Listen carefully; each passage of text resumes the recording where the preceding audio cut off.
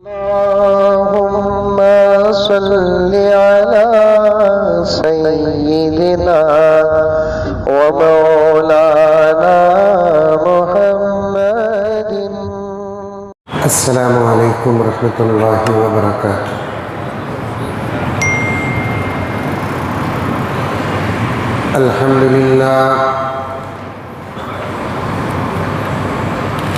الحمد لله رب العالمين،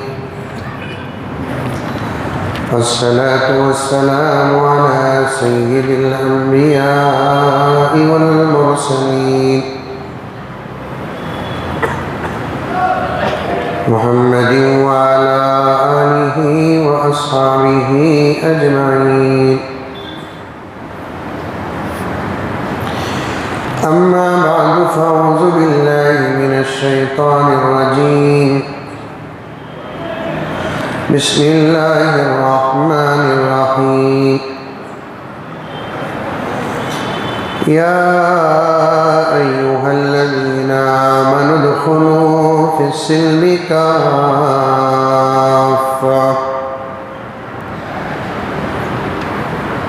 ولا تتبعوا خطوات الشيطان إنه لكم عدو مبين. وقال تعالى في مقام آخر: إنا نحن نزلنا الذكر وإنا له لحافظون. وقال تعالى في مقام آخر: اليوم أكملت لكم دينكم وأتممت عليكم نعمتي ورضيت لكم الإسلام دينا.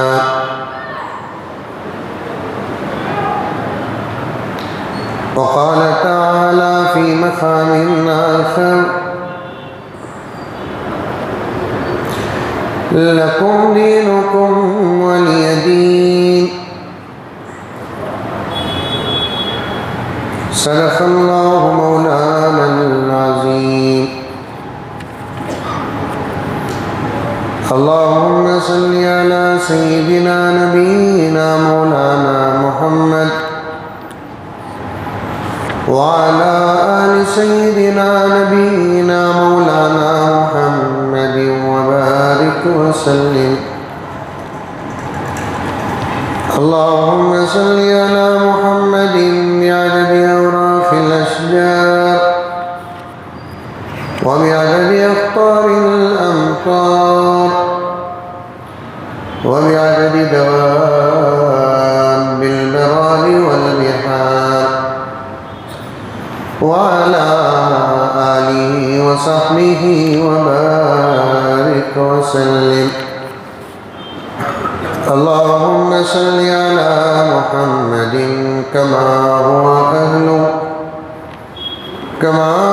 أهله ومستحقه.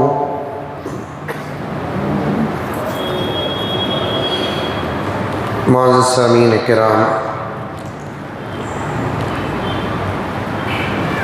پوری محبت کے ساتھ، شوق کے ساتھ، الفت کے ساتھ، پیار کے ساتھ، ادب کے ساتھ، احترام کے ساتھ، اخلاص کے ساتھ، دل کی گہرائی سے ایک مرتبہ درود شریف پڑھ لیں۔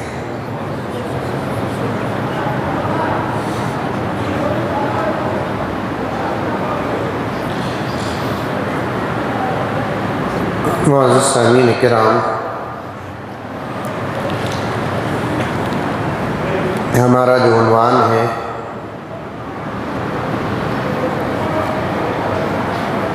مذہب اسلام کی حقانیت اور صداقت، اور خاص طور پر مدارس عربیہ و اسلامیہ کی اہمیت اور ضرورت اور افادیت۔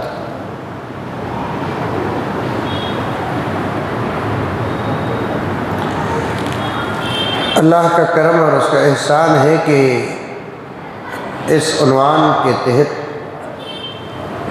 کافی دنوں سے بہت ساری اہم اور ضروری باتیں ہمارے سامنے آ رہی ہیں،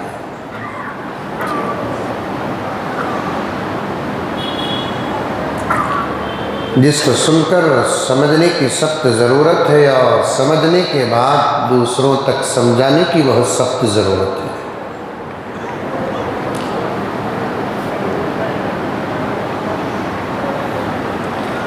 ہر مسلمان اپنے اس فرض کو سب سے پہلے سمجھے،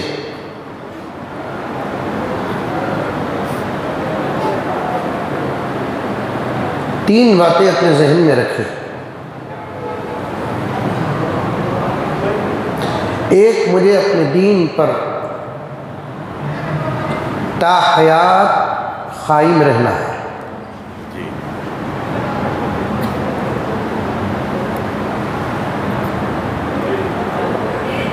اللہ تعالیٰ ہر ایک مسلمان کی موت تک ایمان کی اور اسلام کی حفاظت فرمائے۔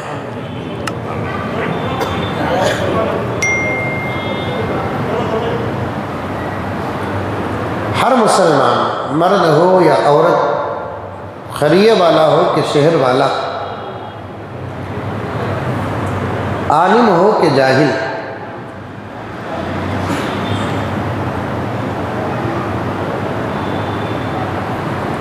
اللہ سے دعا بھی کرتے رہے اور موت تک اس دین پر قائم رہنے کا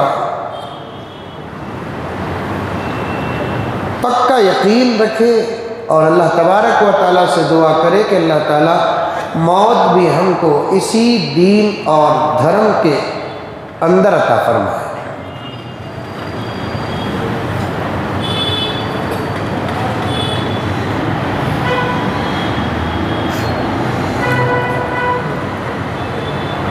دوسری بات یہ ہے کہ اس دین کے احکامات پر چلتے رہیں۔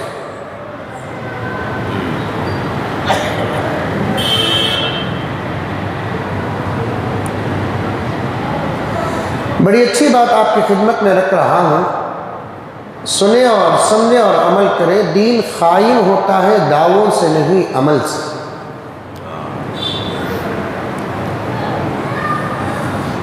ایمان مضبوط ہوتا ہے دعووں سے اور نعروں سے نہیں، بلکہ ایمان کے تقاضوں کو پورا کرنے سے۔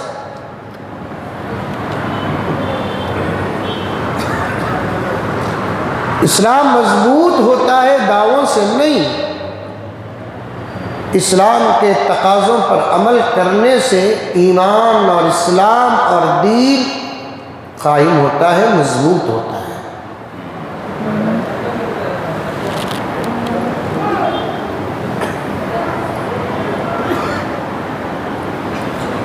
جتنی نماز کی پابندی کریں گے، جتنے روزے کی پابندی کریں گے، تلاوت کا جتنا اہتمام کریں گے، مال ہے تو زکوٰۃ و صدقات و عطیات کرتے رہیں گے، حج کے فرض ہونے کے بعد حج کریں گے، اعمال کی جتنی پابندی کریں گے، انشاءاللہ تعالی ثم انشاءاللہ ایمان اور اسلام اتنا ہی زیادہ مضبوط ہوگا۔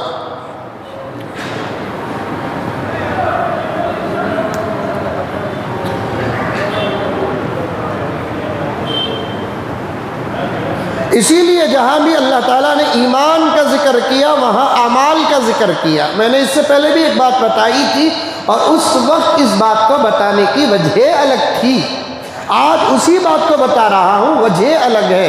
جہاں بھی اللہ نے ایمان کا ذکر فرمایا وہاں اعمال کا ذکر فرمایا۔ قرآن پاک ایک اللہ کا ایسا کلام ہے، قیامت تک غور کرتے جاؤ گے انشاءاللہ تعالی ویسے ہی آپ کو علم اور نتیجے اچھے اچھے نکلیں گے۔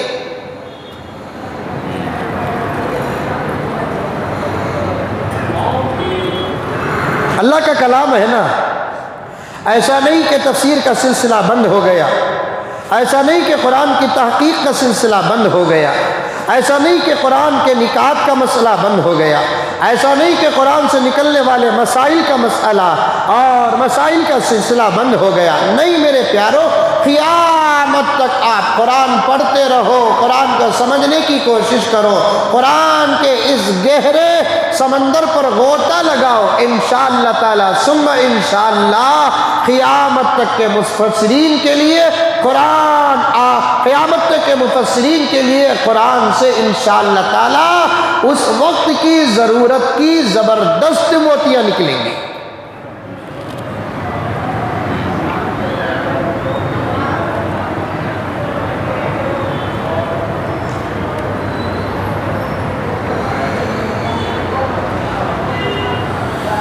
اسی لیے پیغمبر دو عالم صلی اللہ علیہ وسلم نے ارشاد فرمایا، قرآن کی تعریف کرتے ہیں اللہ کے رسول صلی اللہ علیہ وسلم، اور قرآن کو سب سے زیادہ جاننے اور پہچاننے والے میرے آقا صلی اللہ علیہ وسلم ہیں، اور آقا خود قرآن کی تعریف کرتے ہیں۔ قرآن کیا ہے؟ کیا ہے قرآن؟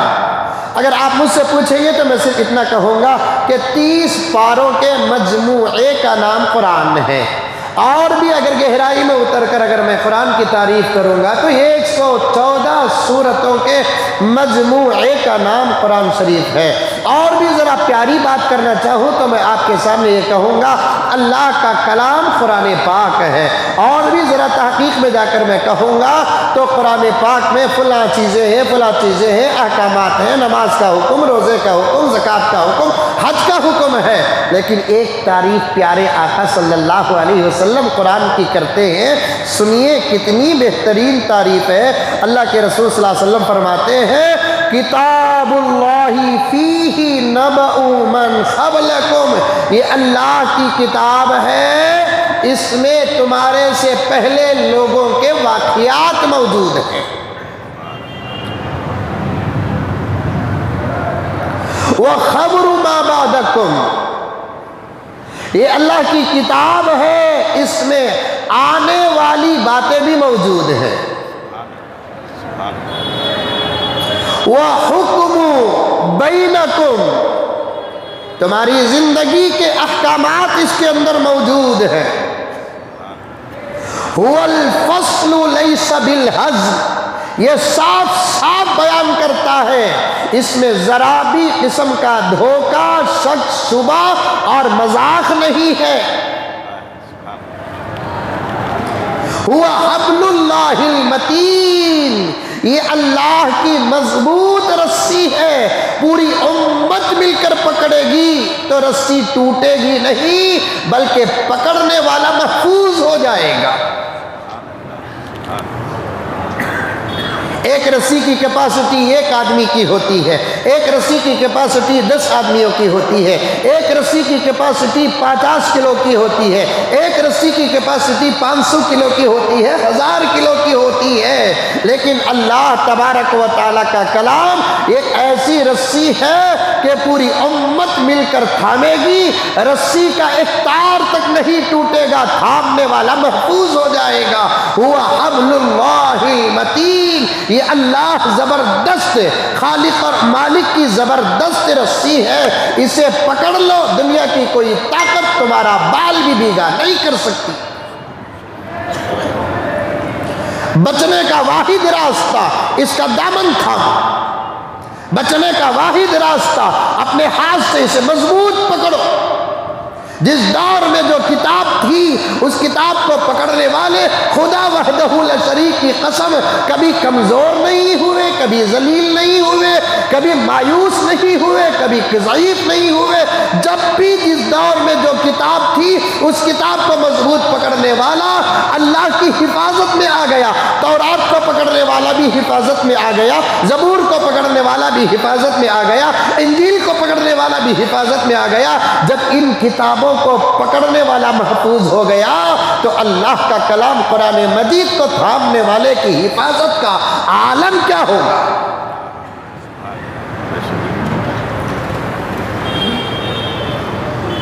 سورہ مریم میں ایک آیت آتی ہے، اللہ تبارک و تعالی حضرت یحییٰ علیہ السلام سے کہتے ہیں یا یحییٰ خذ الکتاب بقوہ۔ حضرت یحییٰ اور حضرت عیسیٰ دونوں کا ایک زمانہ تھا، دونوں آپس میں خالہ زاد بھائی تھے، کون کون؟ حضرت یحییٰ اور حضرت عیسیٰ، یہ بھی نبی وہ بھی نبی، سبحان اللہ، خلیرے بھائیاں آپس میں نبیاں، انہوں ان کی عزت کرتے تھے، انہوں ان کی عزت کرتے تھے۔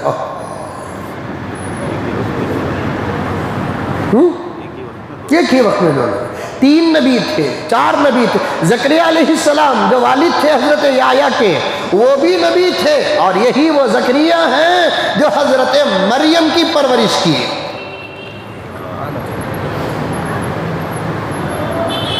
حضرت مریم کا دسترخوان دیکھ کر زکریا علیہ السلام اللہ کے دربار میں دعا کرتے ہیں تو اللہ حضرت زکریا کو یحییٰ جیسا بیٹا عطا کرتا ہے۔ رمضان المبارک میں ایک مرتبہ میں نے سورہ مریم کی تفسیر کی تھی تو اس میں تمام باتیں آئی ہیں، اور بڑی پابندی کے ساتھ اکرم صاحب جیسے حضرات آتے رہتے ہیں تو وہ برابر ہر جملے پر منڈی ہلا کر میری بات کی تصدیق کر رہے ہیں۔ رمضان ہی تو ایک مہینہ ہوتا ہے جو آپ کے سامنے تفسیر بیان کر سکتے ہیں، دوسرے دنوں میں تفسیر بیان کریں گے تو پھر اس پر بدعت کا فتویٰ لگ جاتا ہے، اور فتویٰ دینے والے سب بیکار کے مفتیاں ہوتے ہیں، پڑھے لکھے مفتیاں نہیں ہوتے۔ کتنی مسجدیں ایسی ہیں جہاں پر علماء زبردست ائمہ جو زبردست مدرسوں میں بہترین نمبرات سے فارغ ہوئے ہیں اور بغیر کسی تنخواہ کے اضافے کے وہ فجر کے بعد تفسیر کرنا چاہتے ہیں، ظہر کے بعد تفسیر کرنا چاہتے ہیں، مغرب کے بعد تفسیر کرنا چاہتے ہیں، عشاء کے بعد تفسیر کرنا چاہتے ہیں، ہفتے میں 1 مرتبہ تفسیر فری میں کرنا چاہتے ہیں، اور ان کے لیے رکاوٹ دوسری باہر کی تنظیمیں اور تحریکیں اور پارٹیاں نہیں، قرآن جیسی کتاب کی تفسیر کے لیے آج اس وقت میں ہزاروں مثالیں ثابت کر سکتا ہوں، ایڈریس کے ساتھ مساجد کا نام، گاؤں کے نام اور شہروں کا نام اور اسٹیٹ کا نام، ریاستوں کے نام کے ساتھ میں آپ کو پروف دے سکتا ہوں کہ مسجدوں میں حضرات علماء کرام للہ فی اللہ فی حبت اللہ، اللہ کی محبت میں وہ تفسیر کرنا چاہتے ہیں تو ان کی تفسیر کے لیے لوگ روکنے والے ہمیشہ نہیں، مودی نہیں، یوگی نہیں، یہی ہمارے دعوت و تبلیغ کے حضرات ہیں جو تفسیر کو روکتے ہیں، یہ لیبل لگا کر روکتے ہیں کہ یہ بدعت ہے۔ کیا کہیں گے؟ جس شاعر نے بھی یہ مصرع کہا، شعر کہا، پتہ نہیں کہ وہ اپنی فراست سے دنیا کو کہاں تک دیکھا، اس گھر کو آگ لگ گئی گھر کے چراغ سے، ہمیں نہ کوئی نقصان پہنچا سکتا ہے، نہ ہم کو نقصان پہنچانے کی طاقت رکھتا ہے، نہ ہم کو نقصان پہنچانے کا کسی کے پاس جگر ہے، نہ کوئی ماں ایسا بچہ پیدا کی ہے جو ہم کو نقصان پہنچا سکے۔ لیکن جب بھی امت کو نقصان ہوا، باہر کے لوگوں سے نقصان نہیں ہوا، اندر کے لوگوں سے نقصان ہوا۔ اور میرے والد زکریا صاحب رحمۃ اللہ علیہ ایک مثال پیش کرتے تھے، امت کی جہالت اور امت کے اختلاف اور امت کے حالات کو سامنے رکھ کر ایک بہترین مثال دیتے تھے کہ میاں جوتا اگر پہن لیں گے، چپل پہن لیں گے تو راستے کے زبردست کانٹے اور بڑے بڑے نوکیلے پتھروں سے تو محفوظ ہو جائیں گے، لیکن اسی جوتے کے اندر ایک چھوٹا سا کنکر آتا ہے تو 4 قدم بھی چل نہیں سکتے۔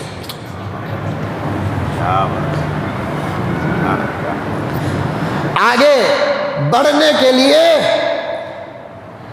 باہر کے کانٹے اور نوکیلے پتھروں سے خطرہ نہیں، جوتوں کے اندر رہنے والے کنکروں سے بڑی تکلیف ہوتی ہے۔ ایک چھوٹا سا کنکر ساکس کے اندر آ جائے، ایک چھوٹا سا کنکر جوتے کے اندر آ جائے، 4 قدم نہیں چل سکتے، آپ بے قرار ہو جائیں گے، جبکہ وہی جوتا باہر کے بڑے بڑے کانٹوں کا دفاع کرتا ہے، نوکیلے پتھر کا دفاع کرتا ہے، غلاظت اور کچرے کا دفاع کرتا ہے، پہننے والے کو بچاتا ہے، لیکن اندر کے ایک چھوٹے سے کنکر سے یہ 70-80 کلو کا انسان بے تاب ہو جاتا ہے، کیونکہ جب بھی تکلیف پہنچتی ہے باہر کے لوگوں سے نہیں، اندر کے لوگوں سے پہنچتی ہے۔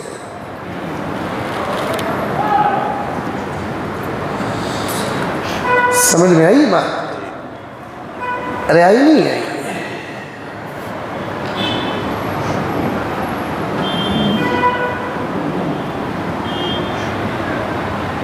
اندر کے لوگ بھی اچھے بننا، اندر کے لوگوں سے بھی بچنا۔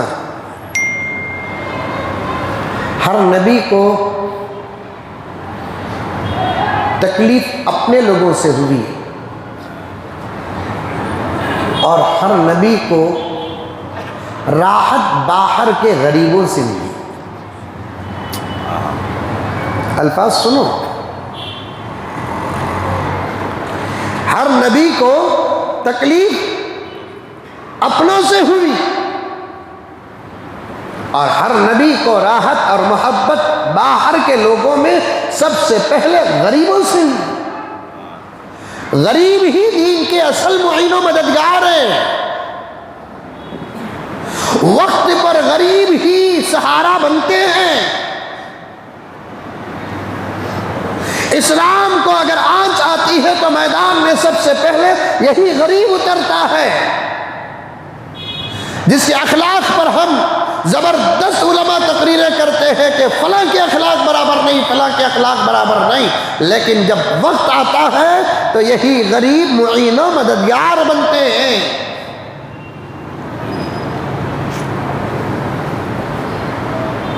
بات لمبی ہو جائے گی، میں ہر جگہ آج کل کہہ رہا ہوں، 2 چیزیں ہر مسجد میں ہونا چاہیے، ایک تفسیر کا نظام، ایک حدیث کی شرح کا نظام، درس حدیث بھی ہونا چاہیے، درس تفسیر بھی ہونا چاہیے، درس قرآن بھی ہونا چاہیے، درس فقہ بھی ہونا چاہیے۔ مساجد میں اگر یہ کام نہ ہو تو پھر ہوگا کہاں؟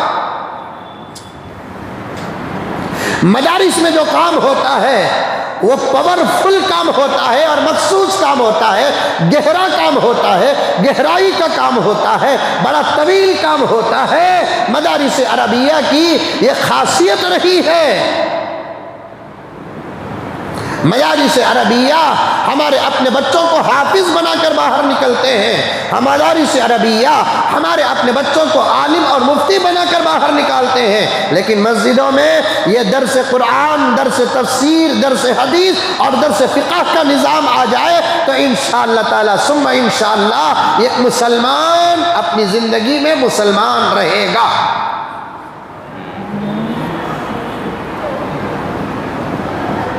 لیکن نہیں، تفسیر کو بدعت کہنے والے لوگ خود بدعتی ہیں۔ اب ان سے پوچھیں گے کہ بدعت کسے کہتے ہیں؟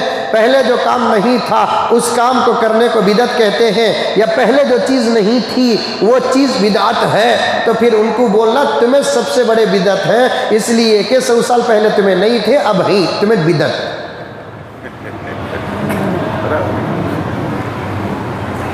اور معاف فرمائیں، میں پورے ادب کے ساتھ اس بات کا اظہار کر رہا ہوں، بدعت کا فتویٰ دینے میں کچھ علماء کرام بھی بڑی جلد بازی سے کام لیتے ہیں۔ بدعت کی تعریف بڑی گہری تعریف ہے، معنی کہ بدعت گمراہی ہے اور بدعتی جہنمی ہے۔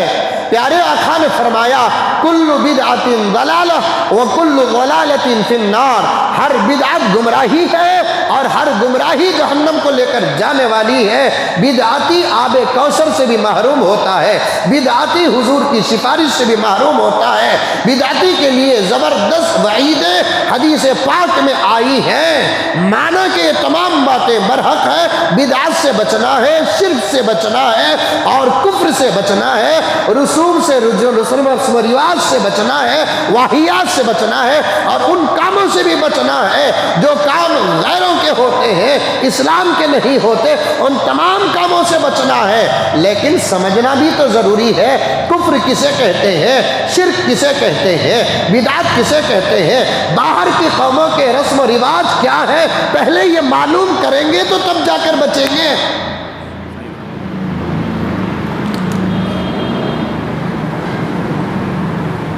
ایک جگہ پر حضرت امام غزالی رحمۃ اللہ علیہ نے لکھا ہے،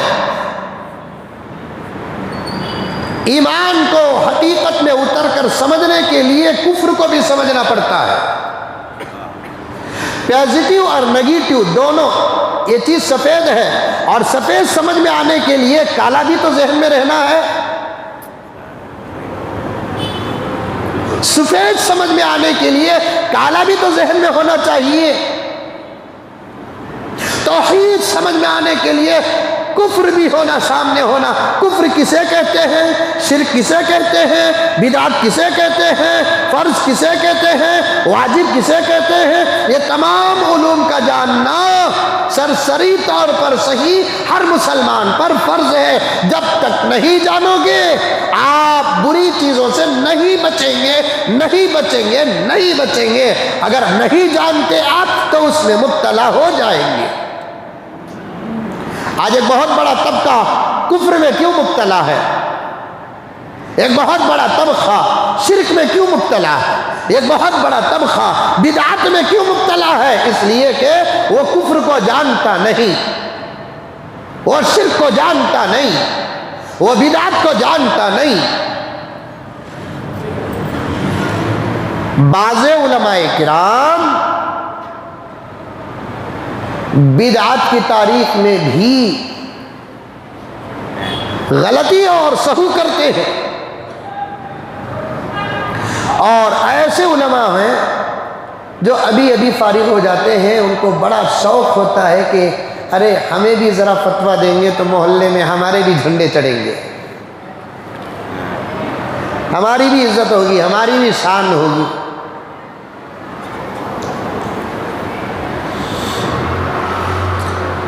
ہر نئے عمل کو بدعت نہیں کہتے۔ پتہ نہیں کہ یہ بات کیوں آ گئی میرے ذہن میں، اور آج کے موضوع سے ٹچ تو ضرور ہے، لیکن شاید ضرورت ہے، اس لیے عرض کر رہا ہوں۔ ہر نئی چیز بدعت نہیں، ہر نیا کام بدعت نہیں۔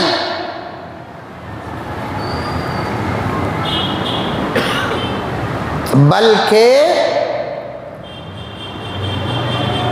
وہ کام، سمجھو، وہ کام جسے کرنے والا دین سمجھ کر کر رہا ہے اور اس پر اتنی پابندی کرتا ہے، اتنی پابندی کرتا ہے، نہ کرنے پر ایسا افسوس ہوتا ہے جیسے کسی فرض کے چھوڑنے پر افسوس ہوتا ہے، تو اور تیسری بات، اور وہ دین کا کام قرآن اور حدیث میں ثابت نہیں ہے تو تب جا کر وہ کام بدعت بنتا ہے۔ آئی بات سمجھ میں؟ ارے آئی نہیں؟ کرنے ایک کام ہے، کرنے والا اسے دین سمجھ رہا ہے اور اتنا ضروری سمجھ رہا ہے کہ نہ کرنے پر ایک فرض کے چھوڑنے کے برابر اسے افسوس ہو رہا ہے، بلکہ اس سے بھی زیادہ۔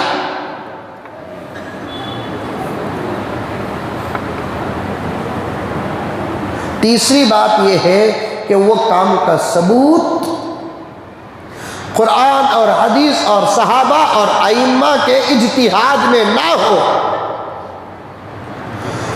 تو تب جا کر وہ کام بدعت بنتا ہے۔ اور بھی اندر کا گرامر ہے، آپ سمجھ نہیں سکتے یا سمجھنے میں دشواری ہوگی اور وقت کا تقاضا ہے تو میں گزر رہا ہوں۔ ایک مثال پوچھ کرو حضرت، کیونکہ تو مثال دیے تو سمجھ میں آتا ہے۔ مثال کے طور پر کسی مسلمان آدمی کا انتقال ہو گیا، مرنے کے بعد کی زندگی تو بڑی محتاج ہوتی ہے، بہت پریشان کن ہوتی ہے۔ میں ہمیشہ کہا کرتا ہوں کہ خاموش اور خوبصورت اور سجی ہوئی قبروں کو دیکھ کر دھوکہ نہ کھاؤ، اندر کا حال اندر والے کو معلوم ہے اور کائنات کے خالق کو معلوم ہے، اس کی حالت اور اس کے اوپر کیا گزر رہی ہے اللہ ہی بہتر جانتا ہے۔ احادیث کو اگر سامنے رکھیں گے تو پھر اس کا ہر لمحہ خطرہ ہی خطرہ نظر آتا ہے، پتہ نہیں کہ کتنی نمازیں اس کی چھوٹ گئی، کتنے روزے اس کے چھوٹ گئے، کتنے زکوٰۃ کا پیسہ باقی رہ گیا، حج فرض تھا حج نہ کر سکا، اور موت کا وقت کا عالم کیا تھا واللہ عالم بالصواب، کتنے حقوق اس کے سر پر تھے، کتنا پیسہ اس پر خرچ تھا، بیوی کو ستایا کہ نہیں ستایا، بچوں کا حق ادا کیا کہ نہیں کیا، پڑوسیوں کے ساتھ اس کا سلوک کیسے تھا، کتنے معاملات ہیں، لیکن موت کا لقمہ بن گیا اور چلا گیا۔ اچھا گھس گھس کر اسے غسل دیے اور بہترین نیا کپڑا کفن کے طور پر اسے پہنائے، بہترین سرما لگائے اور اس پر عطر لگائے نہیں، اس پر عطر کو چھینٹا گیا اور ڈالا گیا، اور اس کا جنازہ بڑے دھوم سے نکلا اور بہترین صحرے کی طرح اس کے جنازے پر پھول چڑھایا گیا اور ایک بڑی مسجد کو لے جایا گیا، اور مسجد کے امام صاحب بہترین طریقے سے تکبیرات کے ساتھ اس کی جنازے کی نماز پڑھائی اور اس کی مغفرت کی دعا کی، ایک جم غفیر اس کے جنازے میں شریک رہا اور خبر میں اسے جا کر اتارا گیا، سب کی مٹھیاں اور ڈھیلے ڈالے گئے، سب کچھ اپنی جگہ پر ہے، لیکن حساب بھی تو برحق ہے۔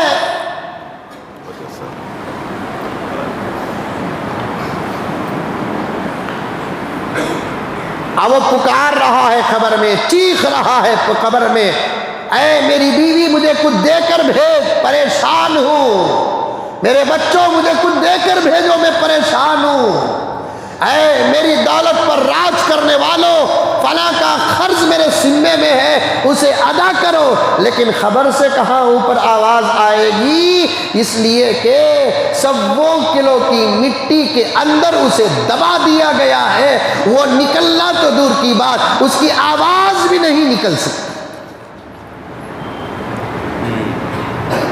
یہ سب پر واقع ہونے والا ہے، مجھ پر بھی، آپ پر بھی، ہماری نسلوں پر بھی، جو گئے ان پر بھی، کس کی نجات ہوئی، کس کی مغفرت ہوئی، کون بچ گیا، کس پر اللہ کا کرم ہوا، کس پر اللہ کا فضل ہوا، اللہ ہی بہتر جانتا ہے، کون اس وقت نرغے میں ہے، پریشانی میں ہے، عذاب میں ہے، اللہ ہی بہتر جانتا ہے۔ ہم تو صرف دعا کر سکتے ہیں کہ اے اللہ میرے پیغمبر کی امت کے ایک ایک مسلمان کی تو مغفرت فرما، ہر مسلمان کو تو معاف فرما، اس کے قبر کو نور سے منور فرما، اس کے قبر کو تا حد نظر کشادہ فرما، جو حقوق تیرے تھے اسے بھی تو معاف فرما، جو حقوق بندوں کے تھے اے اللہ اس کا کوئی لاہی عمل اور دوسرا طریقہ آپ اختیار فرما کر اس کے لیے مغفرت کے فیصلے فرما۔ ہمارے لیے خوشی اس بات پر ہوتی ہے ہمارے کسی مسلمان بھائی اور کسی مسلمان بہن کی مغفرت ہو جائے، اس سے زیادہ ہمارے لیے خوشی کی بات اور کیا ہو سکتی ہے؟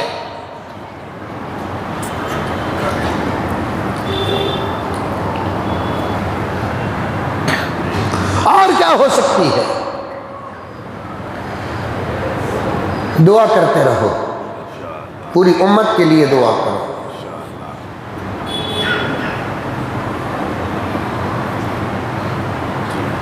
اللہم اغفر للمؤمنین والمؤمنات والمسلمین والمسلمات الاحیاء منہم والاموات برحمتک یا ارحم الراحمین۔ اے اللہ تمام مومنین مردوں کی مغفرت فرما، تمام مومنات عورتوں کی مغفرت فرما، جو زندے ہیں ان کی بھی مغفرت فرما، جو مر چکے ہیں ان کی بھی مغفرت فرما، آپ اپنی رحمت کے صدقے ان تمام کو معاف فرما۔ آپ دعا کرو انشاءاللہ ان کی بھی مغفرت ہوگی، کہ دعا کرنے والے کی بھی مغفرت ہوگی۔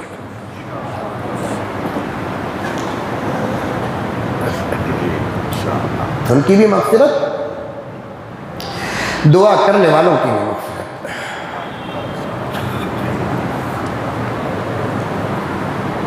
لیکن کرتے نہیں ہیں لوگ دعا۔ خیر مرنے والا جب مر جاتا ہے تو اسے ایصال ثواب کرنا ہے کہ نہیں کرنا ہے؟ 3 دن میں کرنا ضروری نہیں ہے۔ ظہر میں جا کو دفنا کا ہے، عصر میں جا کر ثواب پہنچاؤ، 2:30 بجے دفن کر کے آئے، 2:45 بجے قرآن پڑھ کر ایصال ثواب کرو، 3 بجے اس کے لیے کھانا غریبوں کو کھلا کر ثواب پہنچاؤ، 10، 5، 15 روپے کسی غریب کو صدقہ دے کر ثواب پہنچاؤ، مسجد کا کوئی کام ہے تو اسے کر کے اس کا ثواب پہنچاؤ، مدرسے کی ضرورت ہے تو اسے دے کر اس ضرورت کو پورا کر کے ثواب پہنچاؤ۔ ثواب پہنچانے کے لیے کوئی جگہ اور کوئی وقت طے نہیں ہے۔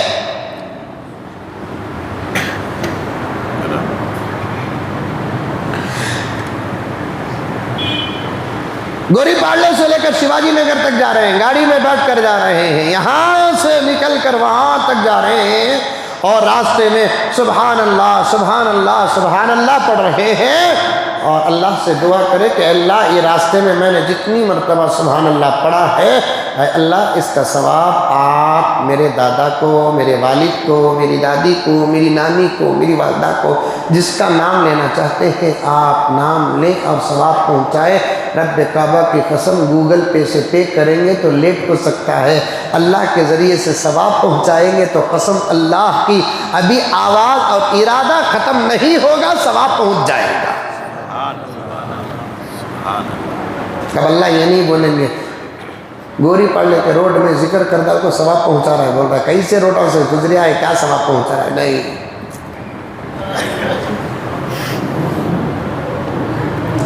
ثواب پہنچانے کے لیے وقت اور جگہ طے نہیں۔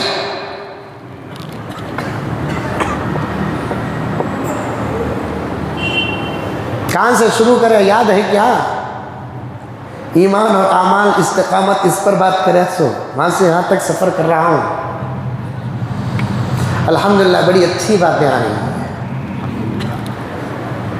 حدیث پاک میں آتا ہے جمعے کی نماز کے بعد سنت و نوافل سے فارغ ہو کر عصر سے پہلے اگر کوئی اللہ کا بندہ سبحان اللہ و بحمدہ سبحان اللہ العظیم 100 مرتبہ پڑھ کر اپنے والدین کو ایصال ثواب کرتا ہے، حدیث پاک میں آتا ہے اللہ اس کے ماں باپ کے 24 سال کے گناہ معاف فرماتے۔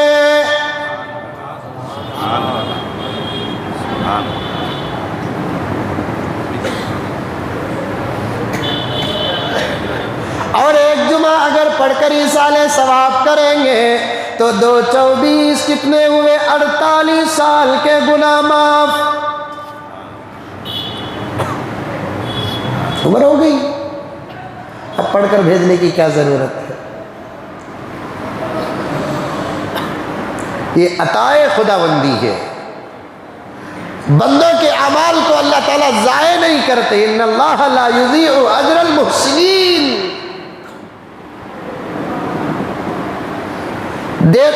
دیتے 2-3 جمعہ میں اگر ماں باپ کی زندگی کے پورے گناہ معاف ہو گئے تو پھر اور ایک جمعہ جب پڑھیں گے تو اللہ تعالیٰ یہ بول کر رد اور ریجیکٹ نہیں کریں گے، مغفرت ہوگی، اب عمرچ نہیں ہے تو رکھ لے، ایسا نہیں بولیں گے، پڑھ کر پہنچائیں گے، اب گناہ معاف نہیں ہوں گے، 24 سال کے ذکر کا ثواب ملے گا۔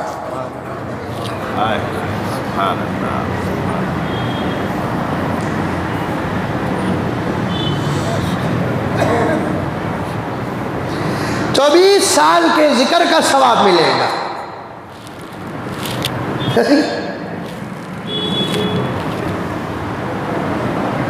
حدیث پاک میں آتا ہے جمعے کی نماز کے بعد 4 رکعت جو تم سنت پڑھتے ہو، اسی سنت میں پہلی رکعت میں قل یا ایھا الکافرون، دوسری رکعت میں قل هو اللہ احد، تیسری رکعت میں قل اعوذ برب الفلق، چوتھی رکعت میں قل اعوذ برب الناس اگر پڑھتے ہیں، آئندہ جمعے تک اللہ پڑھنے والے کو ہر مصیبت سے بچاتے ہیں۔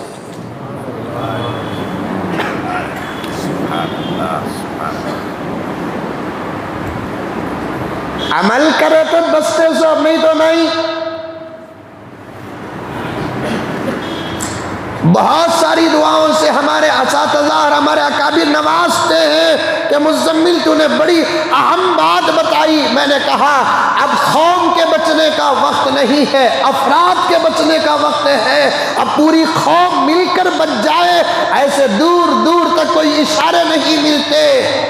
اب اگر آپ عمل کریں گے تو آپ بچیں گے، آپ عمل کریں گے تو آپ بچیں گے، آپ عمل کریں گے تو آپ بچیں گے، انہوں عمل کریں گے تو انہوں بچیں گے۔ بلکہ اور بھی گہرائی میں اتر کر یہ عاجز بہت ہی قیمتی بات آپ کی خدمت میں رکھتا ہے۔ شوہر عمل کرے گا تو صرف شوہر بچے گا، بیوی کی گارنٹی نہیں۔ بیوی عمل کرے گی تو صرف بیوی بچے گی، شوہر کی گارنٹی نہیں۔ ماں باپ عمل کریں گے تو ماں باپ بچیں گے، بچوں کی کوئی گارنٹی نہیں۔ بچے عمل کریں گے تو بچے بچیں گے، ماں باپ کی کوئی گارنٹی نہیں ہے۔ اب بچنے کے لیے اللہ کے فضل اور نبی کے صدقے کے بعد ہمارے اعمال کا درست ہونا ضروری ہے۔ اعمال نہیں تو نبی ناراض، اعمال نہیں اللہ ناراض، اس کے بعد لاکھ تدبیریں کرے، کچھ ہونے والا نہیں۔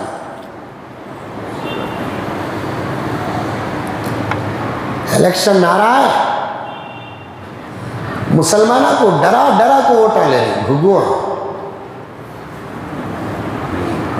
ظہر کا وقت آیا، ڈرا ڈرا کو نماز پڑھائے۔ عصر کا وقت آیا، ڈرائے۔ حالات خراب ہیں بھی عصر پڑھو۔ مغرب کا وقت آیا، ڈرائے۔ رمضان آتا، ڈرا کر روزہ رکھائے۔ حج کا سیزن آ رہا ہے، اوقات حج کے آ رہے ہیں، مہینہ حج کا آ رہا ہے، اللہ اکبر، مالداروں کو ڈرا کر حج کو بھیجے۔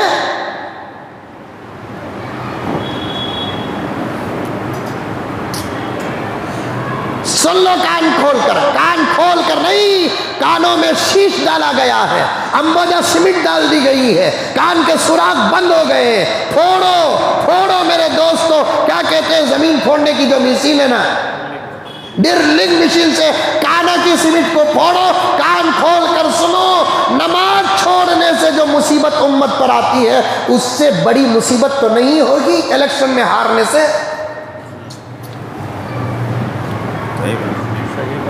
ارے منڈی تو بھی ہلاو رہنا ہوا، بات سمجھ میں آئی تو صحیح بولو، نہیں کہ تو میں بھی اصلاح کر لیتا ہوں۔ یہ سب دنیا کی باتیں ہیں، قرآن کی نہیں۔ تمہیں منجے مشورہ دو، میں تمہیں مشورہ دیتا ہوں۔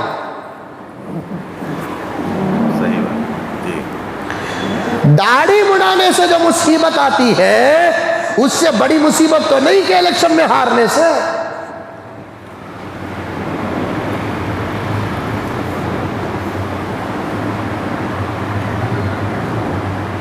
صاف نبی نے فرمایا اعمالکم امالکم، تمہارے اعمال تمہارے بادشاہ ہے، تمہاری نماز تمہارا پی ایم ہے، تمہارا روزہ تمہارا پی ایم ہے، تمہارے اخلاق تمہارے پی ایم ہے، تمہاری صداقت تمہارا پی ایم ہے، تمہاری امانت تمہارا پی ایم ہے، تمہاری سچائی تمہارا رہبر تمہارا بادشاہ ہے۔ آقا فرما تمہارے اعمال جتنے اچھے ہوں گے تمہارا رہبر بھی اتنا ہی اچھا ہوگا۔ اعمال اگر غلط ہو گئے، اعمال کو تم نے برباد کیا، تو پھر غیر رہبر اچھا ہونا تو دور کی بات، تمہاری طرح کلمہ پڑھنے والا رہبر بھی وہ تمہارے حق میں ظالم بادشاہ سے بھی زیادہ بدتر ہوگا۔ اگر تم نے اعمال کا جنازہ اٹھایا، تم نے اللہ کی بات نہیں مانی، تم رسول اللہ کی بات نہیں مانی، تم نے قرآن کی تلاوت کو نہیں کیا، اور تم نے قرآن نہیں پڑھا، اور قرآن کے احکامات پر عمل نہیں کیا، سنتوں کو زندہ نہیں کیا، ایک غیر تمہارے سروں پہ بیٹھ کر تمہارے حق میں فرعون کیا بنے گا؟ تمہارا اپنا تمہارے سروں میں بیٹھ کر اس فرعون سے بھی بدتر بن جائے گا جو فرعون موسیٰ کے زمانے میں تھا۔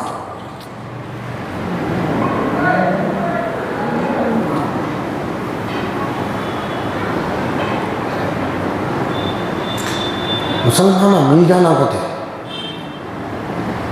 مسلمانہ متحد ہو جانا کہتے۔ کون سا لیڈر آیا تو بھی یہ بول رہا ہے، اپنے اسٹیج میں کھڑتا مسلمانہ کو بولتا متحد ہو جاؤ گے، مسلمانہ متحد ہو جاؤ گے، مسلمانہ یہ لگا متحد ہو کو نہیں۔ اس میں سے 10-15 یہ پارٹی کے، 10-15 وہ پارٹی کے، کچھ ادھر پارٹی کے، تمہیں سب متحد ہونا رے بابا۔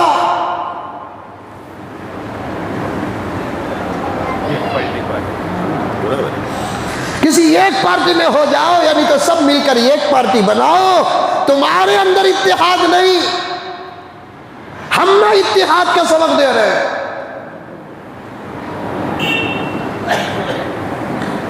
پہلے تمہیں متحد ہو جاؤ، اتنا بھی نہ ڈراؤ، اتنا بھی نہ ڈراؤ، کچھ نہیں ہوگا، ہوگا تو ہمارے اعمال کا نتیجہ ہوگا، ہوگا تو ہمارے اعمال کا نتیجہ ہوگا۔ اتنا ڈرائی کہ ہو جانا حضرت، کدھر کے ہو جانا حضرت، آ جانا حضرت، انہوں نہیں حضرت، انہوں نہیں حضرت، اوٹ پھوٹنا نہیں کہتے، دن میں 4 لیٹر دودھ پھوٹ لے گئے،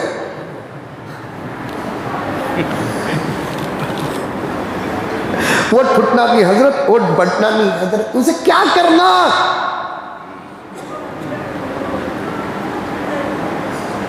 ستر پر 5 سال سے کوئی مضبوط راستہ بنا نہ سکے، مرتے وقت دوا دیے تو کیا اٹھ کو بیٹھ جاتا مریض؟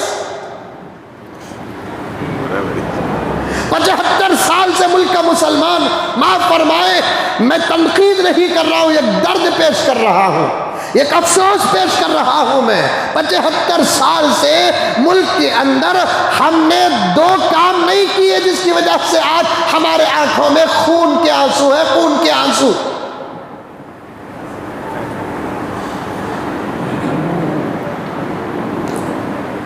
سیونٹی 5 ایئرس بیاک پیچھے جا کر دیکھو، 70 پر 5 سال آزاد ہو کر ملک، اور یہ بات مسلم ہے، ملک کی آزادی میں سب سے زیادہ محنت اور شہادت ہماری لگی۔ آزاد ہونے کے بعد تقسیم ہوا، تقسیم کے بعد ہم نے چوائس کیا ہمارے اپنے ملک میں رہنے کے لیے۔ سلامت رکھے یو پی کے اس ایم ایل اے کو جس کو ملک اعظم خان کہتے ہیں، اس نے اپنی اسمبلی میں ایک مرتبہ زبردست تقریر کی اور اس نے اس ملک کے ان لوگوں کو چنگھاڑ کر للکار کر کہا تم ملک سے محبت نہیں کرتے، ملک سے تو ہم محبت کرتے۔ آزادی کے وقت میں ہم کو وہاں جانے کا آفر تھا، ہم نہیں گئے، تم نہ آفر نہیں تھا، تمہیں یہاں رہنا تھا، یہاں رہے، کمال نہیں، ہم نہ جانے کا راستہ تھا، پھر بھی ہم نے ہمارے ملک کو نہیں چھوڑا۔ اس سے زیادہ محبت کا اور کوئی ثبوت ہو نہیں سکتا۔ زبردست بات ہے، سمجھ میں آئی بات ہے؟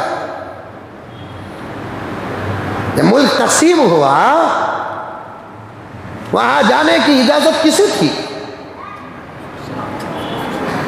مسلمانوں کو تھی۔ دروازے کس کے لیے کھلے تھے وہاں کے؟ مسلمانوں کے لیے۔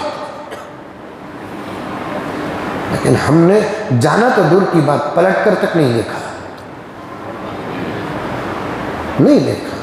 ہم نے ہمارا ملک کا انتخاب کیا، یہاں رہیں گے، پیدا ہو گئے یہاں، جئیں گے یہی، مریں گے یہی۔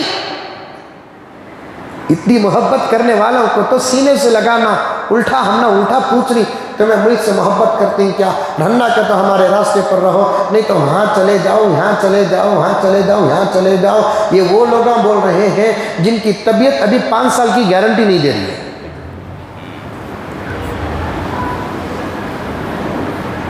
کیا عادل صاحب؟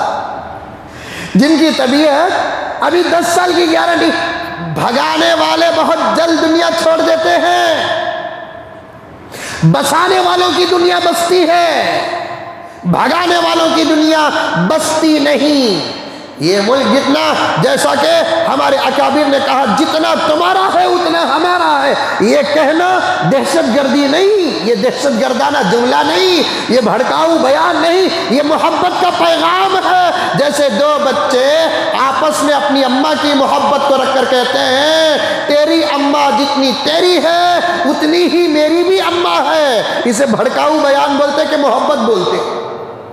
بولو میں بولیا بول کر بولو نہ تو صحیح بولو. تیری دو بچے آپس میں اپنی ماں کی محبت، وہ بھی کب بولتے ہیں تو شادی سے پہلے، شادی کے بعد نہیں بولتے ہیں. شادی سے پہلے کیا بولتا؟ تیری اماں جتنی تیری ہے اتنی میری ہے. شادی کے بعد بولتی میری اماں جتنی میری ہے اتنی تیری بھی ہے. 8 دن میرے پاس 8 دن تیرے پاس. یہ اصل میں اس کا پلان نہیں، ہوم منسٹر کا فیصلہ. کیا جو اماں تم نہ جنے سو چھوٹے کو جنے نہیں، میں دیکھنا سو اس کی ضرور دیکھنا نہیں. یہاں چلتے ہیں تو پوری پراپرٹی تم نہ لکھو. بولو ماؤں کو تقسیم کرنے والے بچے کبھی زندگی میں سکون سے نہیں رہتے. باپ کو تقسیم کرنے والے بچے اور باپ کی خدمت کے لیے نصاب بنانے والے بچے کبھی زندگی میں سکون. لڑنا نائبہ میں اماں کو نہیں چھوڑتا، نائبہ میں باپ کو نہیں چھوڑتا. بلالے کو گیا تو لا کے چھوڑ ڈال باؤں نہیں تو گھر میں دل لگتا نہیں. خالی اتنا بولو چاہے اس بوڑھے کے بڑھاپے کو سامنے رکھ کر جھوٹ ہی کہہ دو، اس بوڑھی کے بڑھاپے کو سامنے رکھ کر جھوٹ ہی کہہ دو. وہ بوڑھی تمہارے سچ کو بھی جھوٹ سمجھتی ہے، جھوٹ کو بھی سچ کو بھی سچ سمجھتی ہے، جھوٹ کو بھی سچ سمجھتی ہے. دیکھو میرے بچے مجھے پالنے میں کتنا لڑ رہی، دیکھو اس وقت اس کے دل سے جو نکلتا ہے خدا اسے قبول کر لیتے ہیں.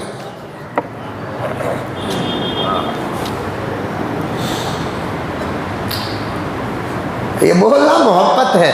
تمہارا ملک جتنا تمہارا ہے یا اے ملک جتنا تمہارا ہے اتنا ہی ہمارا ہے.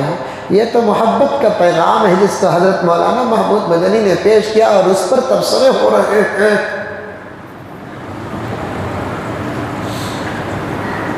مولانا ارشد مدنی کی تقریر پر تو اتنے تبصرے ہو رہے ہیں، تبصرے کرنے والے لوگوں میں سے یہ ایک بھی قابل نہیں ہے.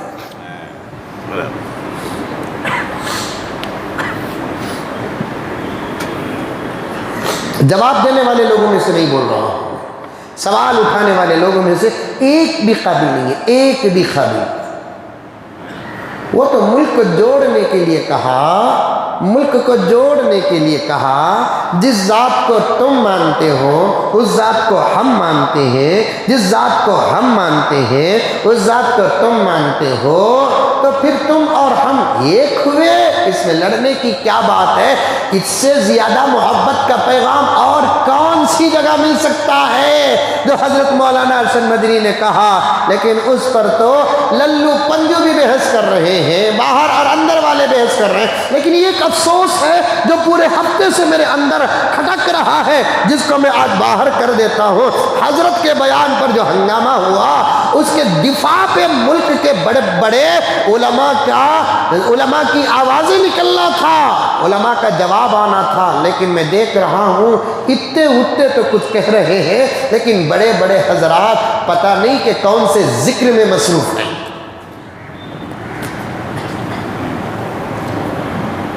بات صحیح ہے. ملک کے صفحے اول کے جتنے بڑے بڑے حضرات اکابر علماء ہیں، چھوٹے چھوٹے لوگ کچھ بحث اور مباحثے کر رہے ہیں، چھوڑو اپنی جگہ پر. ملک کے صفحے اول کے علماء جن کو ملک کی قوم اور عوام اپنے سروں کا تاج اور اپنا جواب سمجھتی ہے، ایسے بڑے بڑے اکابر اپنی زبان کو خاموش رکھے ہیں یا وہ کون سے گہرے ذکر میں مصروف ہے پتہ نہیں. سب کا تو بیان جاری ہونا تھا. دارالعلوم دیوبند سے لے کر چھوٹے سے چھوٹے مدرسے کے محتمم صاحب تک کا برابر بیان جاری ہونا تھا کہ مولانا ارشد کا بیان کا کوئی جملہ ملک کو توڑنے والا نہیں تھا، ملک کو جوڑنے والا تھا. امن کا پیغام تھا، پیار کا پیغام تھا، محبت کا پیغام تھا، اتحاد کا پیغام تھا، اتفاق کا پیغام تھا. ہندو بھائیوں کو ایک کرنے کے لیے ایک زبردست نصاب تھا. سمجھنے میں دوریاں تھی، سمجھنے میں دشواریاں تھی، سامنے والا بھی سمجھ نہیں تھا، ادھر والا بھی سمجھنے والا نہیں تھا، دونوں کو سمجھانا، اور اتنا اچھا سمجھائے حضرت دامت برکاتہم، کیونکہ درسی مزاج رکھتے تھے، طلباء کو سمجھانے کا مزاج رکھتے تھے، پڑھنے پڑھانے کے لائن سے حضرت نے اپنی زندگی کو صرف کر کے یہاں پہنچے ہیں، تو یقیناً ایک معمہ کو اور ایک گہری بات کو، ایک بالکل باریک بات کو جسے انسان بہت جلد سمجھ نہیں سکتا، ایسی بات کو لاکھوں کے بیچ اور دوسرے دھرم کے گروؤں کے بیچ میں بیٹھ کر اس بات کو بیان کیا جو ہمارے قرآن میں نہیں، خود سامنے ہمارے ہندو بھائیوں کی کتابوں میں موجود ہے، اس بات کو مولانا ارشد نے بیان کیا ہے، ان کے الفاظ کو سامنے رکھ کر، تو پھر اس میں بحث کرنے کی کیا ضرورت ہے، ناراض ہونے کی کیا ضرورت ہے، بھڑکاؤ بھاشن کا لیبل لگانے کی کیا ضرورت ہے، اور قوم کو توڑنے اور پھوڑنے کا الزام لگانے کی کیا ضرورت ہے؟ ایسی باتیں تو وہی کہہ سکتا ہے جس کے پاس علم کا آئین بھی نہیں، سمجھ کا سین نہیں۔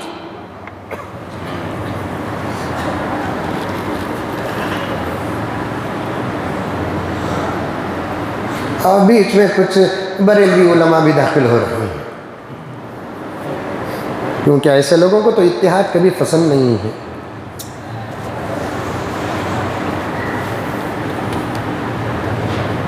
ایسے لوگوں کو تو اتفاق اور اتحاد کبھی پسند نہیں ہے۔ میں نے گئے جمعہ بھی کہا تھا، اس جمعہ بھی کہہ دیتا ہوں، دور تک بات چلے جائے اس حدیث کی، تمہیں جتنا بڑبڑاتے رہو، جب ہماری زبانیں کھلیں گی شاید اتنی بڑی زمین میں دفن کے لیے بھی جگہ نہیں ملے گی۔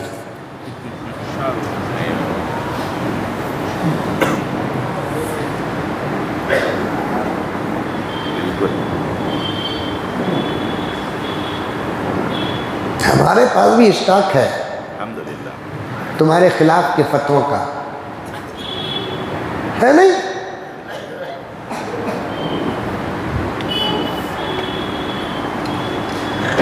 فتویٰ کسے بولتے؟ ایک مولانا بول رہے تھے کہ علماء دیوبند کے لیے تو حرمین شریفین کا بھی کفر کا فتویٰ ہے، خالی فتویٰ دیکھے، حرمین شریفین کو علماء جو علماء دیوبند کو کفر کا فتویٰ دیے، جب علماء دیوبند کو سمجھے تو انہوں نے رجوع بھی کیا اور علماء دیوبند سے معافی بھی مانگے، وہ لیٹر بھی تو موجود ہے، وہ نہیں پڑھے کیا؟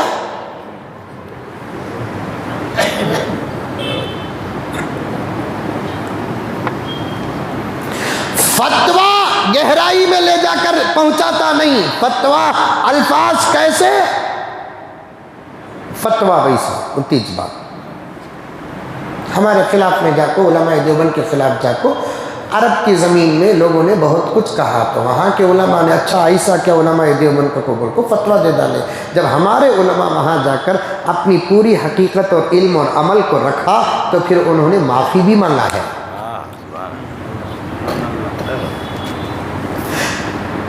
میں صرف اس مولوی تک اس بات کو پہنچانا چاہتا ہوں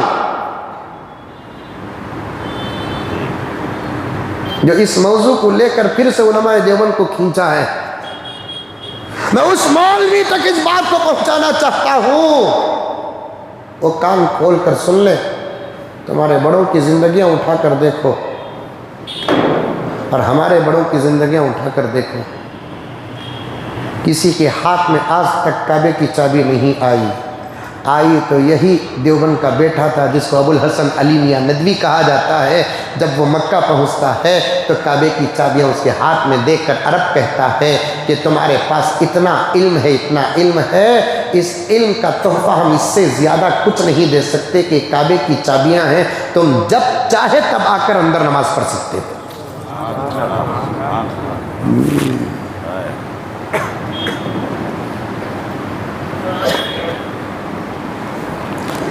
آج بھی عرب کسی سنگین مسئلے میں جو مسئلہ اجتہاد کر کے بھی حل نہیں ہوتا تو پورا عرب اگر رجوع ہوتا ہے یہی دیوبند کا بیٹا جس کو دنیا آج مفتی تقی عثمانی کہتی ہے، جس کے علم کے سامنے عرب بھی دبا ہوا ہے، عرب کے علماء بھی حدیث کے متعلق اور مسائل پر تحقیق کرنا چاہتے ہیں، مولانا مفتی تقی عثمانی کا دروازہ کھٹکھٹاتے ہیں، ایسا کوئی ایک ہیرا تمہارے پاس ہے تو پیش کرو۔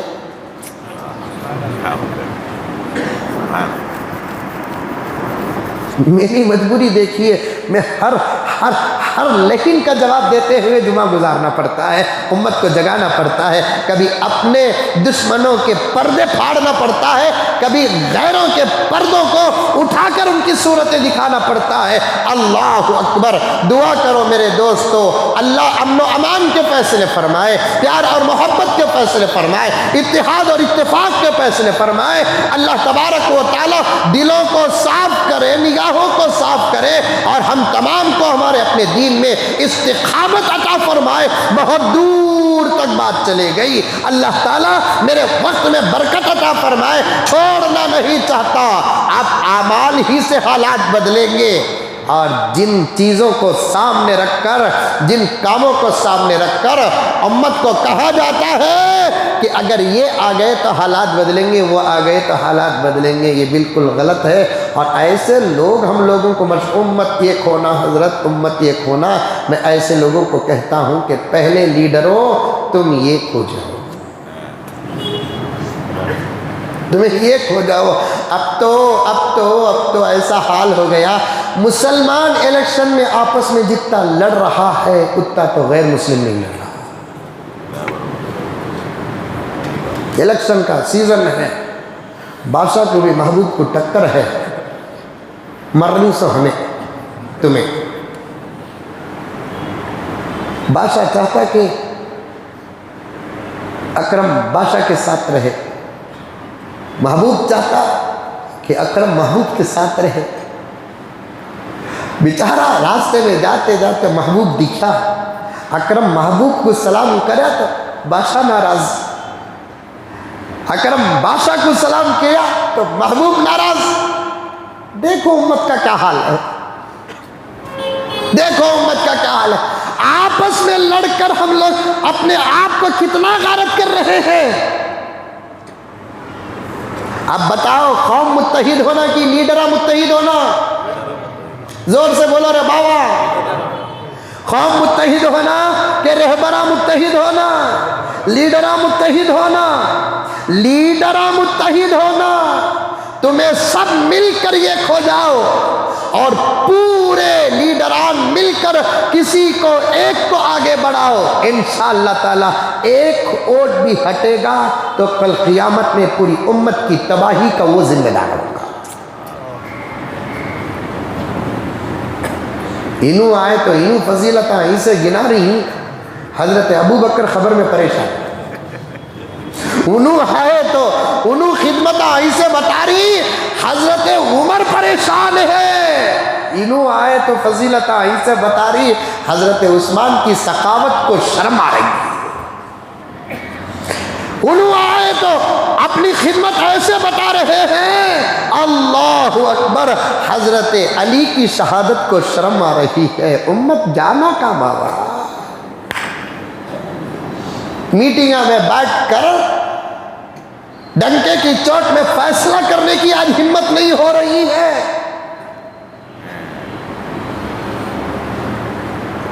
میں اگر بولیا بھئی حالات نازک ہی، تمہیں ہٹ جاؤ بھئی، تمہیں کھڑے جاؤ بھئی، سبھی ان کو ووٹ دینا، انہوں خوش، اب انہوں چرتا ہے مزمل صاحب جی صحیح ہے، کیونکہ تو ان کی طرف میں آگے نہ بات کرتا، اب انہوں لے لیے، مزمل صاحب لے لیے،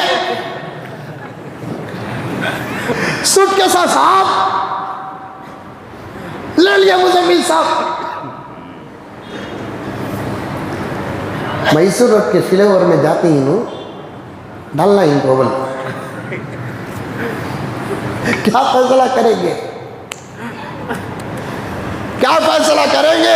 ماننے کی طبیعت تم لوگوں کے پاس نہیں ہے، فیصلے کو ہم نہ بٹھاتے ہیں، ماننے کی طبیعت تمہارے پاس نہیں ہے، ایک عالم کی بات ماننے کی طبیعت تمہارے پاس نہیں ہے، ایک مفتی کی بات ماننے کا مزاج تمہارے پاس نہیں ہے، ایک محدث کی بات ماننے کی طبیعت تمہارے پاس نہیں ہے، پھر فیصلے میں علماء کو آگے کیوں کرتے ہو؟ جاؤ اپنے اپنی جگہوں پر بیٹھ کر فیصلہ کرو۔ ماننے کی طبیعت صحابہ و تابعین کے پاس تھی تو تب جا کر امت ہمیشہ غالب تھی۔ حضور کے زمانے میں اکثر جنگوں میں حضرت خالد بن ولید سپہ سالار تھے۔ حضور کا وصال ہوا تو حضرت ابو بکر کے دور میں حضرت خالد بن ولید ہی اسلامی فوج کے سپہ سالار تھے۔ حضرت عمر کا دور آیا، 10 سال حضرت عمر نے خلافت فرمائی، تقریباً 7-8 سال تک حضرت خالد بن ولید ہی اسلامی فوج کے جنرل اور کرنل اور سپہ سالار تھے۔ لوگوں میں ایک بات مشہور ہو گئی، لوگوں میں ایک بات مشہور ہو گئی، سمجھو واقعہ، لوگوں میں ایک بات مشہور ہو گئی، خالد جہاں جاتا ہے کامیابی ضرور ملتی ہے، خالد جہاں جاتا ہے کامیابی ضرور ملتی ہے، خالد جہاں جاتا ہے کامیابی ضرور ملتی ہے۔ کون سی غلط بات تھی؟ لیکن عمر کی سوچ ہی سوچ تھی۔ عمر نے سوچا ہاں کامیابی کو امت خدا کی طرف جوڑنے کے بجائے خالد کی طرف جوڑ رہی ہے۔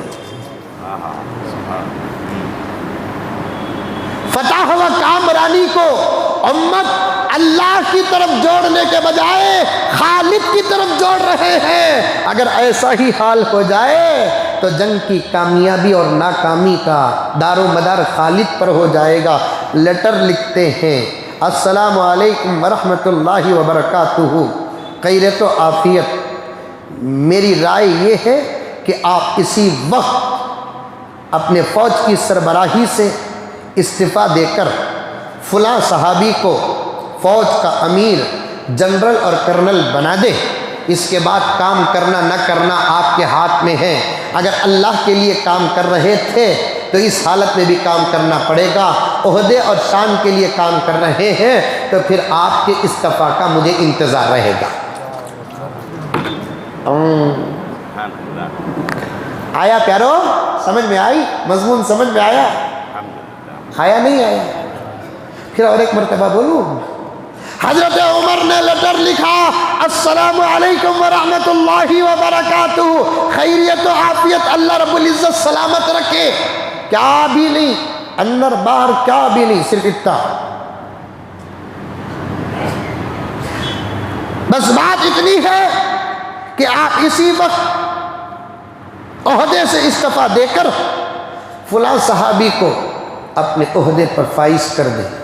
اب اس کے بعد کام کرنا آپ کی مرضی ہے، اللہ کے لیے کر رہے تھے تو کام کو جاری رکھو، عہدے اور شہرت کے لیے کر رہے تھے تو تمہارے استعفیٰ کا مجھے انتظار رہے گا۔ قاصد لیٹر لیا، سیدھے گیا، جب وہ پہنچا تو جنگ جاری تھی، جنگ چل رہی تھی، جنگ چل رہی تھی، رات کا وقت، اطمینان سے آگے تو دیں گے۔ عمر نے کہا جس حالت میں تم خالد بن ولید کو، خالد سیف اللہ کو پاؤ گے اس حالت میں یہ لیٹر دے دینا، جس حالت میں تم خالد کو پاؤ گے اس حالت میں یہ لیٹر دینا۔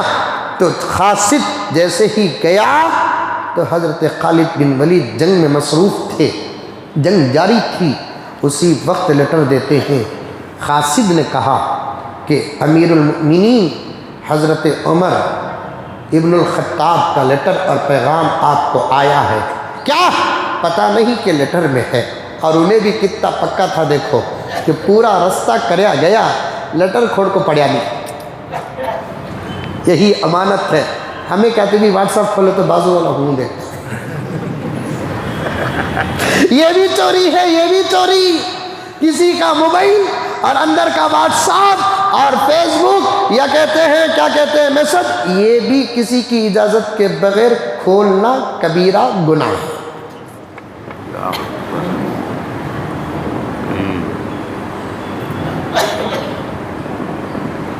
تلنگانہ کے ایک جلسے میں ایسی ہی یہ بات آ گئی تو میں نے کہا، تو فوراً جلسے کے بعد ایک آپا کا چھوٹا سا لیٹر آیا، شوہر بیوی کا، بیوی شوہر کا بھی واٹس ایپ کھولنا نہیں، کیا یہ میں کھول سکتا،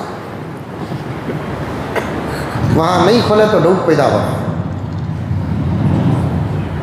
لایا لیٹر، کیا ہے معلوم نہیں۔ حضرت خالد بن ولید لیٹر کھول کر دیکھتے ہیں، السلام علیکم، خیریت و عافیت، خدا سلامت رکھے۔ اسی وقت آپ معذول ہیں، فلاں صحابی کو اپنا عہدہ سونپ دے، کام کرنا ہے تو کرے ورنہ استعفیٰ دے دے۔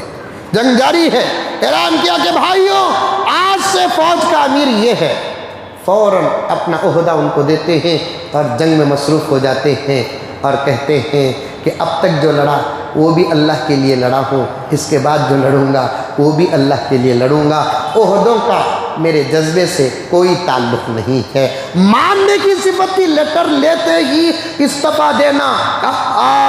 اطاعت کا کتنا زبردست ملکہ تھا، لیٹر لیتے ہی فوراً اعلان کرنا اور اپنے مقام سے اتر جانا، ان کی اطاعت کرنا۔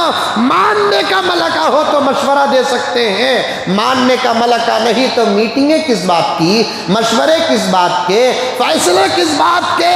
ایسے میٹنگوں میں جانا اور مشورے دینا سوائے بہتان اور الزام کے کچھ حاصل نہیں۔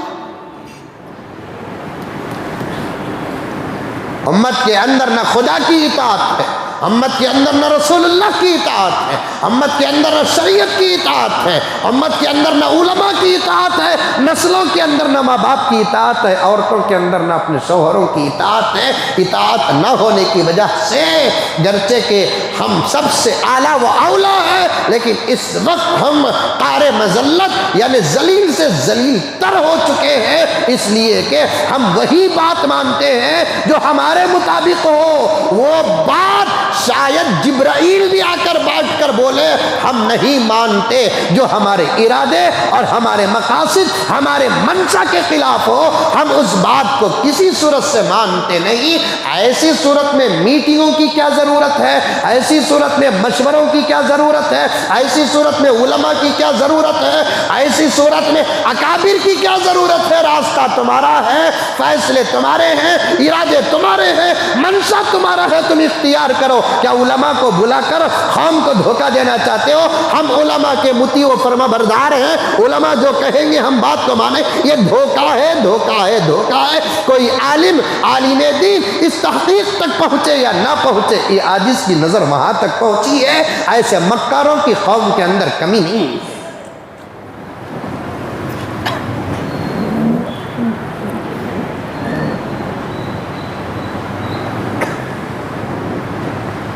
اللہ امت پر رحم کا کرم کا معاملہ فرمائے۔ یقیناً اتحاد کی ضرورت ہے، اور اتحاد چھوٹوں کے اندر زیادہ ضروری نہیں، بڑوں کے اندر اتحاد کی بے حد سخت ضرورت ہے، چاہے وہ بڑا مال کے اعتبار سے ہو، کہ علم کے اعتبار سے ہو، کہ عہدے کے اعتبار سے ہو، کسی بھی اعتبار سے کیوں نہ ہو۔ پہلے اوپر والوں میں اتحاد آ جائے تو آٹومیٹک نیچے والوں میں اتحاد آ جائے گا۔ اس سے زیادہ مضبوط دلیل کیا ہو سکتی ہے؟ جس گھر کے اندر ماں باپ کے درمیان اختلاف ہوتا ہے، اس گھر کے اندر اولاد کے درمیان میں بھی اختلاف ہوتا ہے، اور جس گھر کے اندر ماں باپ کے درمیان میں محبت ہوتی ہے، اس گھر کے اندر اولاد کے درمیان میں بھی محبت ہوتی ہے۔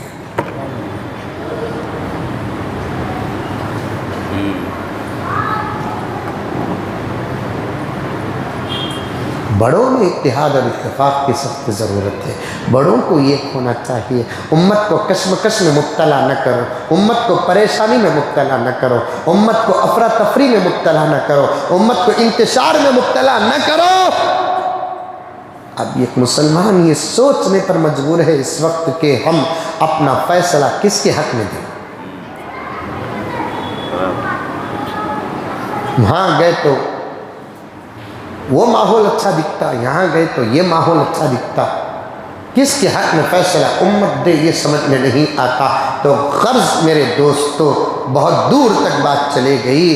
عرض کر رہا تھا اعمال ہی سے اب حالات بدلیں گے، اور وہ بھی افراد کے حالات بدلیں گے، اقوام کے حالات نہیں بدلیں گے۔ اس کے واضح اشارے مل چکے ہیں اور ہمارے سامنے موجود ہیں۔ اعمال سے افراد کے حالات بدلیں گے، اقوام کے حالات نہیں بدلیں گے۔ یہ ایک محلے کو ہم پابند نہیں بنا سکے آج تک، پورے ملک کو پابند کہا۔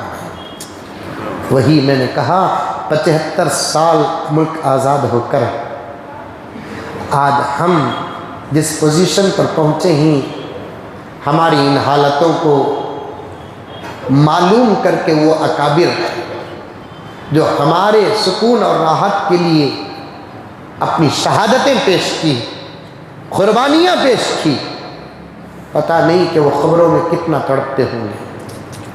ہماری شہادتوں کو یہ قوم سنبھال نہ سکی، ہماری قربانیوں کو یہ قوم سنبھال نہ سکی، ہمارے جیل کے مشقتوں کو یہ قوم سنبھال نہ سکی،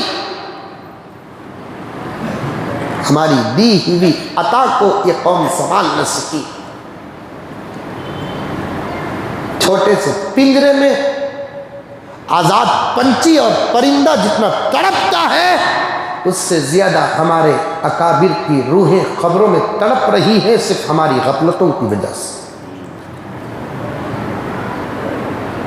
اور تقریباً 1 گھنٹے کا حساس مسئلہ میرے ذہن میں آیا، انشاءاللہ آئندہ جمعہ یاد رہے تو عرض کروں گا، شرط یہ ہے کہ میرے تقریر سے جڑ جائے۔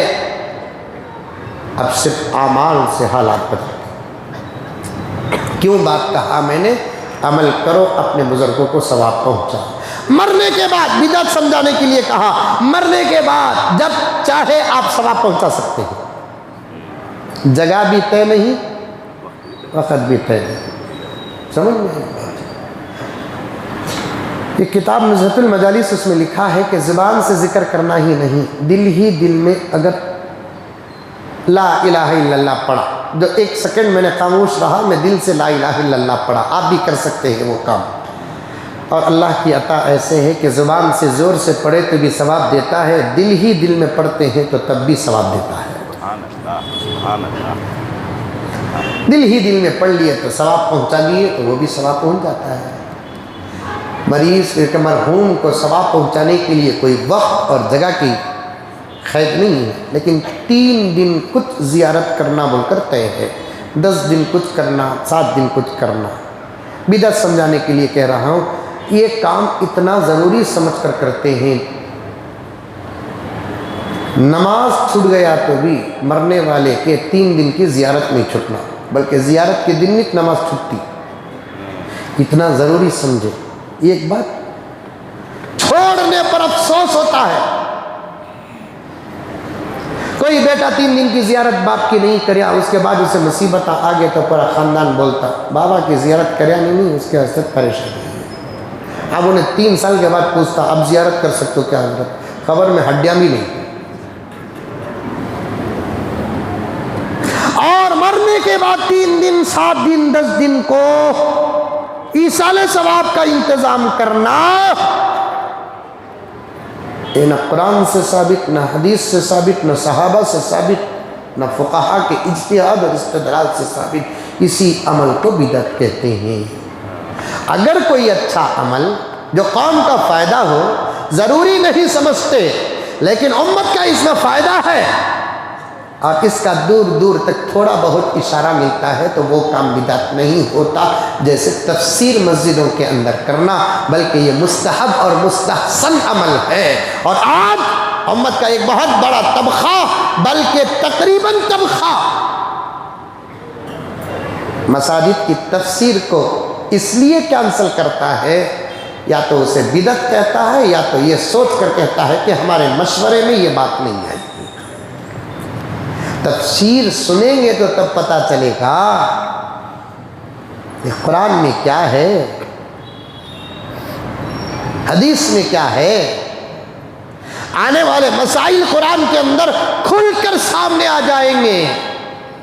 حضرت یحییٰ اور حضرت عیسیٰ دونوں آپس میں خلیرے بھائی، دونوں کے دونوں نبی،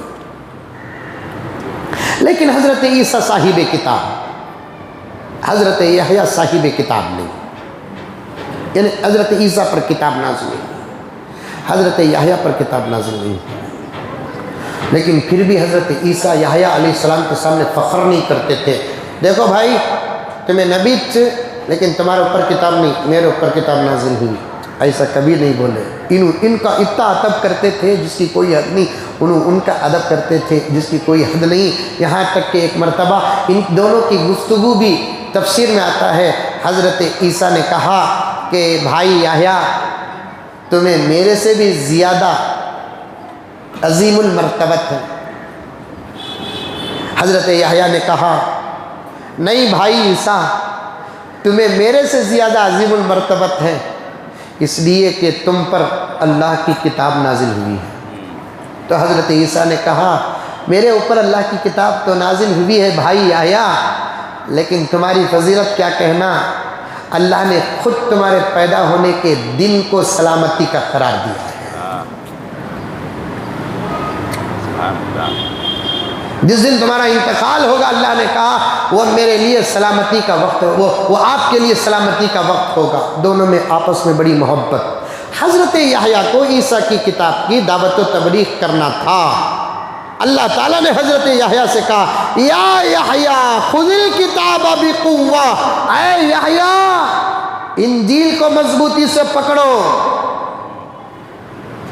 خذ الکتاب بقوہ، اس کتاب سے مراد ان کے زمانے میں جو کتاب تھی اس کتاب کو مضبوطی سے پکڑو۔ جب انجیل اور زبور اور تورات کو مضبوطی سے پکڑنے کا حکم، تو پھر قرآن تو اللہ کا کلام ہے، نجات کا راستہ ہے، مغفرت کا سامان ہے۔ اسی لیے اللہ کے نبی نے قرآن کی تعریف کرتے ہوئے فرمایا وَهُوَ حَبْلُ اللَّهِ الْمَتِينُ، یہ اللہ زبردست خالق اور مالک کی رسی ہے، اسے مضبوطی سے پکڑو۔ بقیہ باتیں انشاءاللہ تعالی یہ حدیث اور میں نے جو عنوان شروع کیا وہ آپ کے سامنے آئندہ جمعہ عرض کروں گا۔ دعا کیجئے کہ اللہ تعالیٰ مجھے اور آپ کو سب کو عمل کرنے کی توفیق عطا فرمائے، اللہ امت کی پوری حفاظت فرمائے، اللہ جان کی، مال کی، عزت کی، آبرو کی حفاظت فرمائے، ملک میں امن و امان کے پورے فیصلے فرمائے۔ آخر میں اعلان ہے کہ ہماری مسجد